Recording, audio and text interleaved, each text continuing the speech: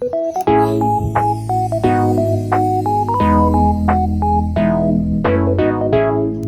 what's up guys? For today's video nga pala guys, ang papakita ko sa inyo kung paano ako maglinis ng aquarium guys. So yung aquarium mga pala itong dalawan to 75 gallons yan sa taas, naka dual stand yan guys.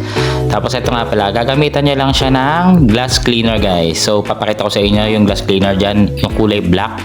So ano yung magnetic nga pala yung magnetic yon. Tapos syempre pupunasan niyo muna na ito ng towel na wet and dry guys. So syempre unahin niyo muna yung wet guys para dumulas yung glass ng aquarium or salamin ng aquarium guys. Tapos syempre gagamitan mo siya ng glass cleaner guys, yung color black yon, magnet yon guys. So ayan, punas lang, taas baba, ganun lang yon.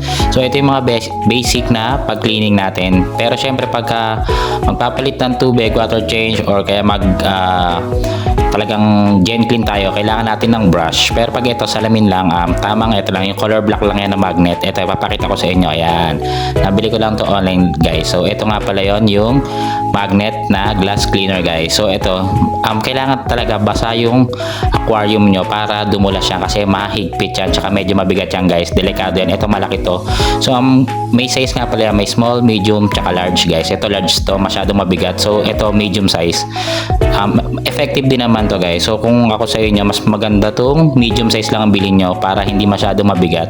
Tapos kung maliit yung aquarium nyo, mayroon din pang maliit. Tapos ito nga pala, ayan, bumili tayo ng filter guys. So ito yung, try nyo tong gamitin kung mayroon kayong pang filter sa aquarium guys. So ito, yan, maganda yung yung filter na yan guys. So ayan, pero sa baba ko lang siya ginagamit, pero pwede rin naman sa taas.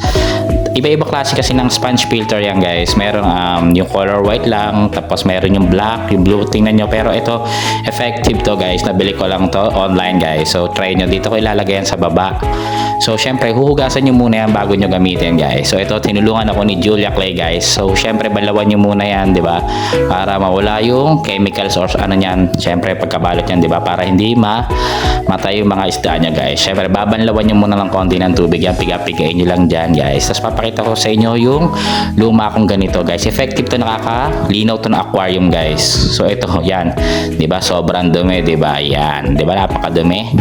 So kailangan nyo linisin yon or palitan. Ito ilalagay ko yan, syempre hindi ko tatapon yan, ilalagay ko yan dun sa taas guys, kasi marami naman yung patong-patong na layer yan doon. Tapos ganoon lang kasimple, ibalik nyo lang yan. So effective yan para yung water nyo transparent or clear. So ayan, di ba, pansinin niyo sa baba medyo malabo na yung tubig sa baba, di ba guys, tapos sa taas malinaw, kasi yung pala bulok na yung filter natin guys. So sana may natutunan kayo. Pa-like and share ng video na to. Salamat, bye bye. Di ba, ayan tingnan niyo, effective. Tapos ang ingay ng mga aso sa kapitbahay, nagbo-voice over ako.